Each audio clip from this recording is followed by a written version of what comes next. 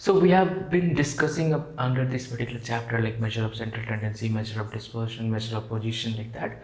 So the last part is remaining, that is measure of skewness and kurtosis. So before we start with the skewness and kurtosis, where the skewness is about the weakness of the particular data that I will be explaining you, and kurtosis is about the how spread the data is. But before we start that, there is a small topic that I would like to discuss. It's called the moments. So generally moments, what happen is to find the central value of that particular data using some arbitrary constant. Now what does this arbitrary constant means? So first let's understand there are two type of moments. The first one is, we call it as a raw moments. Raw moments.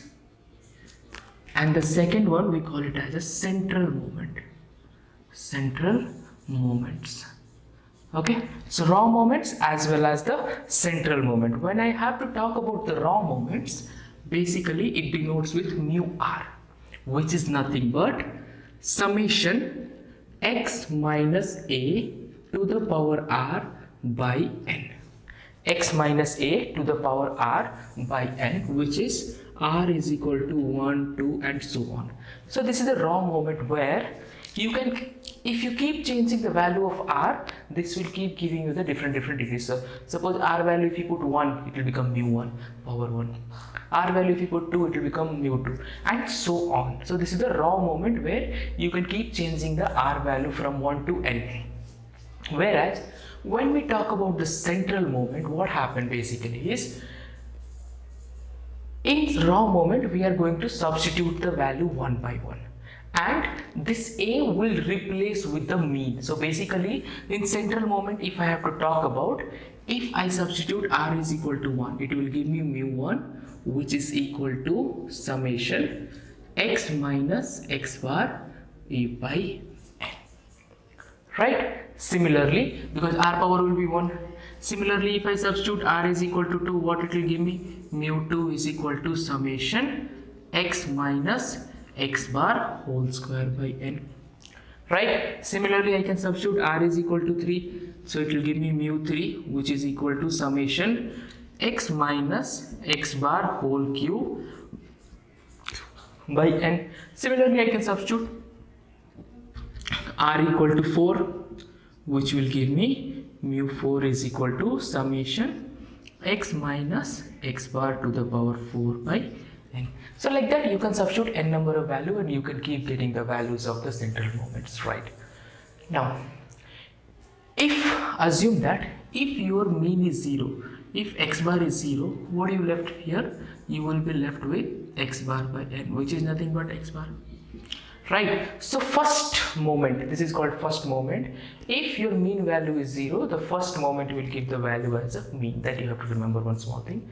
If you remember this formula and if you observe this, this is the formula for standard deviation or variance. So if second moment will give me the formula for variance, right? And third and fourth, we don't have a formula, so we'll just keep it as it is. So as of now, if in a raw moment, if you substitute r is equal to 1 and if mean is 0, it will give you the mean. Similarly, if you substitute r is equal to 2, that is mu 2 second, it will give you the variance value. Now, using this particular values, what are we going to do is that we are going to find out the beta 1 and beta 2, which is called as Karl-Pearson coefficient. So first we are going to find out beta 1, beta 2, and similarly we will be finding out gamma 1 and gamma 2, right? So it is called as the coefficient based on the moment. So these are the coefficient based on moments. So what happens when you find beta 1, your formula is mu 3 square by mu 2 cube, mu 3 square by mu 2 cube, mu 3 square by mu 2 cube. So what is the mu 3? The third moment. And what is the mu 2? That is the second moment.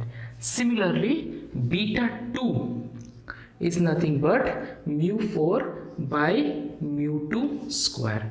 Mu 4 by mu 2 square. And if I have to talk about gamma 1 which is nothing but square root of beta 1, and gamma 2 is nothing but beta 2 minus 3.